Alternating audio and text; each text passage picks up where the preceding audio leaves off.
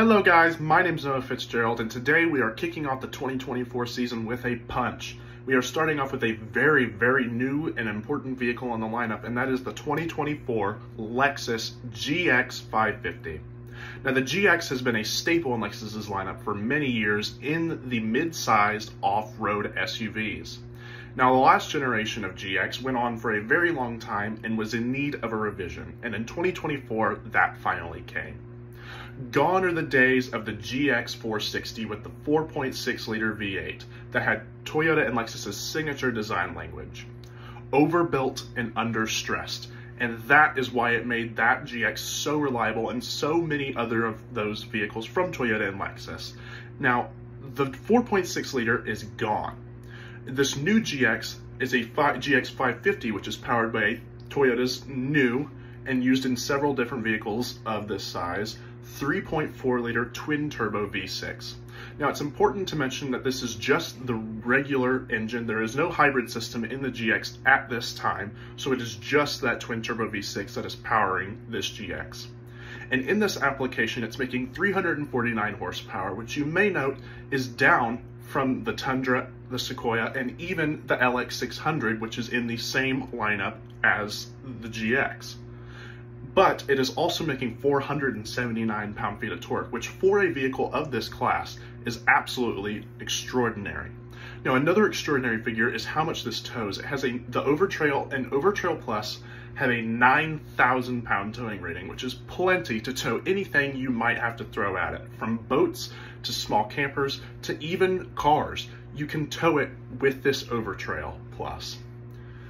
Now, it is important to mention that you can only get that 9,000 pound towing rating in the Overtrail or Overtrail Plus. All other GX models will have a 7,000 pound towing rating, which is still very good, but not quite as good as the Overtrail and Overtrail Plus. Now, that engine is connected to a 10-speed automatic, which I may note doesn't necessarily behave like other 10-speed automatics. Lexus has done a really good job at this, from the LX to the LC and all other applications that their 10 speeds are in. They don't behave like some other companies such as Chevy or GM rather at a whole, or Ford. Those seem like a very busy transmissions. They're kind of all over the place. They're shifting gears all the time, but the Lexus doesn't behave like that. And even the Toyota models that have this transmission, they behave more like a 6 or an 8 speed, so it's much more refined. It doesn't seem like it hunts for gears all the time, and I think that's something that many people will appreciate, especially in the LX, but also here in the GX. It'll be great for torque and towing and off-roading. It's a really good transmission, and I think it suits this GX very well, way better than the other 8-speed that was in the previous gen. Now, I should mention, this being a GX, just like the last generation, it is full-time four-wheel drive. It does have all of the off-road assistance, such as A-Track and crawl control.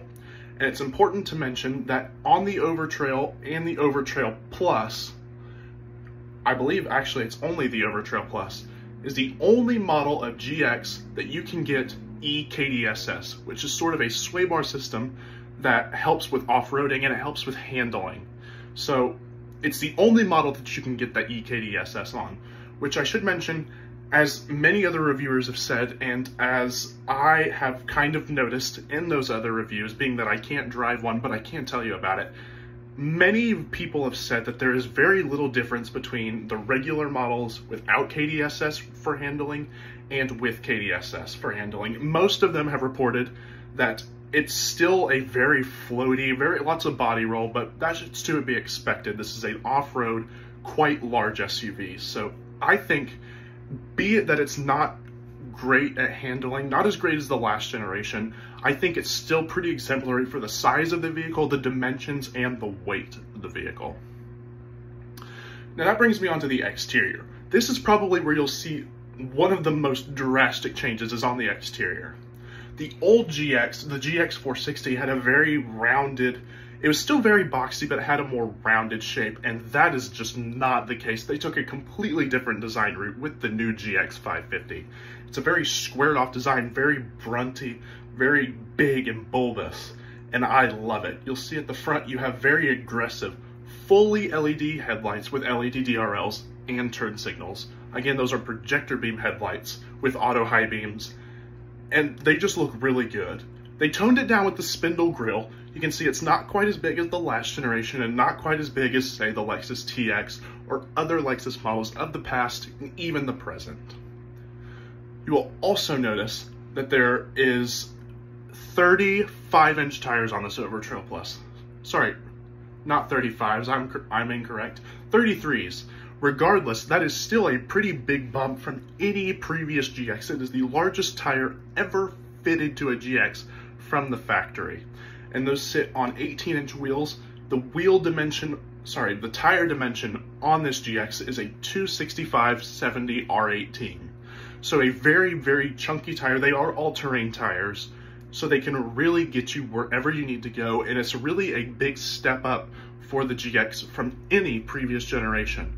Overlanders and off-roaders are really going to appreciate that we get an off-road ready GX from the factory that you can just buy and take out. And I think that's a really big thing for Lexus. I think it's going to be a really big selling point for this new GX over other competitors. You will also see on the interior, this is where the biggest change for the GX comes. The past generation, it started out fairly revised from the one that came even before it, the GX470. So now we have the GX460, and it was good for the time, but as it aged, it aged fairly not great.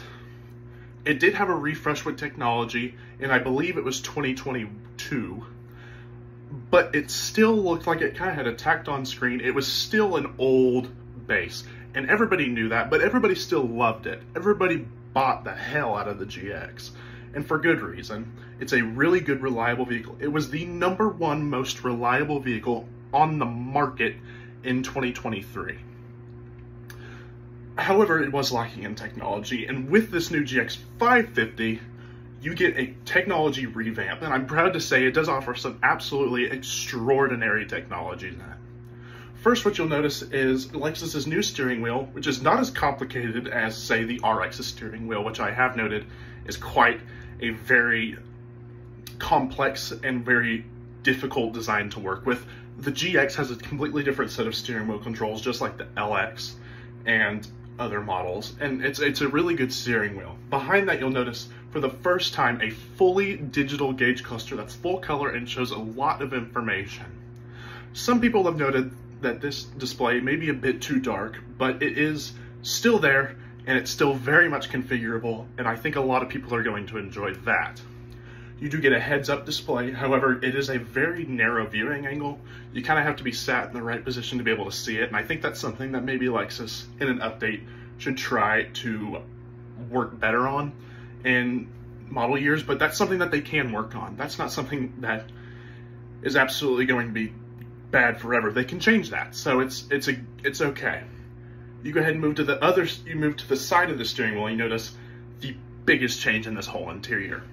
There is a 14-inch infotainment system that combines the climate controls with it, but it does have climate controls on there, like climate control knobs on there, physical knobs, and the climate controls in this infotainment are fixed, so you cannot move any of those climate controls.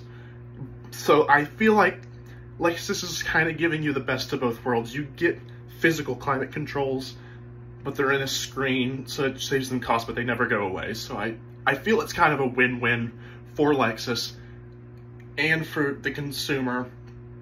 I feel like it's not the best, but at some point we kind of have to break even with the manufacturer. So I think this is a good kind of win-win situation for both parties.